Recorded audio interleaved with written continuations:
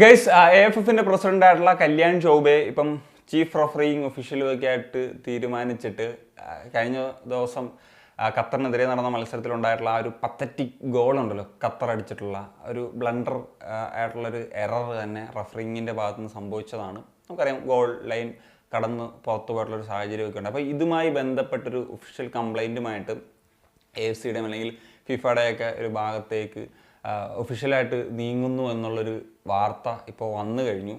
അപ്പോൾ പലരും ചോദിക്കുന്നുണ്ട്, അപ്പോൾ ഇതുകൊണ്ട് എന്താണ് ഗുണം? അതായത് ഇനി നമുക്ക് അടുത്ത റൗണ്ടിലേക്കുള്ളൊരു ക്വാളിഫിക്കേഷൻ എന്തെങ്കിലും സാധ്യതകളുണ്ടോ തേർഡ് റൗണ്ടിലേക്ക്, അല്ലെങ്കിൽ റീമാച്ച്, ഇങ്ങനെയൊക്കെയുള്ള കാര്യങ്ങൾ ചോദിക്കുന്നുണ്ട്. ഇതിന് രണ്ടിനുള്ള ഉത്തരവും നോ എന്നുള്ളതാണ്. ഇന്ത്യയുടെ വേൾഡ് കപ്പ് സ്വപ്നങ്ങൾ 2026 ലോകകപ്പ് യോഗ്യതയിലേക്കുള്ള സ്വപ്നങ്ങൾ ഇപ്പോൾ ഇവിടെ അവസാനിച്ചിരിക്കുന്നു എന്നുള്ളത് തന്നെയാണ് പറയേണ്ടത്.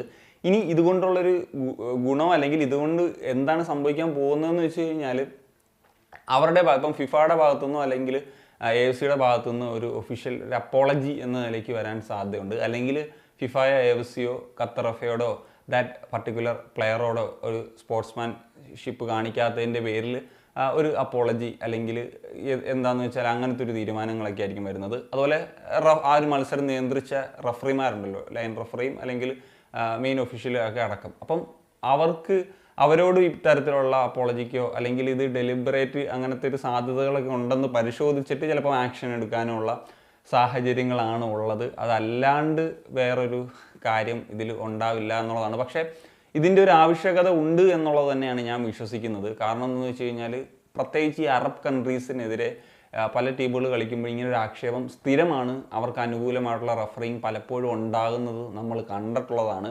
അതിപ്പം ഇന്ത്യയുടെ മാച്ചസ് എന്നല്ല, മറ്റ് പല ഏഷ്യൻ കൺട്രീസിനും ഇത് ഇങ്ങനത്തെ അനുഭവങ്ങളുണ്ട്.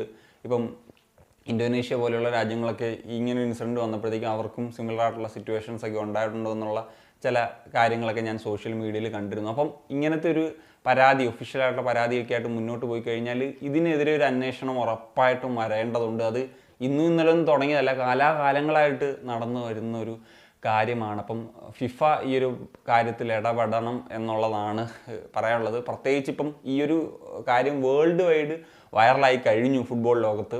ഇപ്പം പല യൂറോപ്പിലുള്ള അല്ലെങ്കിൽ ഫോറിനേഴ്സ് ആയിട്ടുള്ള സോഷ്യൽ മീഡിയയിൽ ഇൻഫ്ലുവൻസേഴ്സ് മാധ്യമങ്ങളും ഒക്കെ തന്നെ ഇത് റിപ്പോർട്ട് ചെയ്യുന്ന സാഹചര്യത്തിലേക്ക് വന്നു. അപ്പം ഉറപ്പായിട്ടും ഒരു ഫിഫയുടെ ശ്രദ്ധയിലൊക്കെ ഇതിനോടകം തന്നെ പെട്ടിട്ടുണ്ടാകും.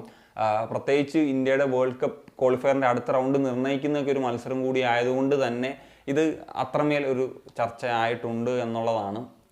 അപ്പോൾ ഉറപ്പായിട്ടും അങ്ങനെയുള്ള നടപടികൾ അല്ലെങ്കിൽ ഇനി അന്വേഷണങ്ങൾ ഉണ്ടാകണം.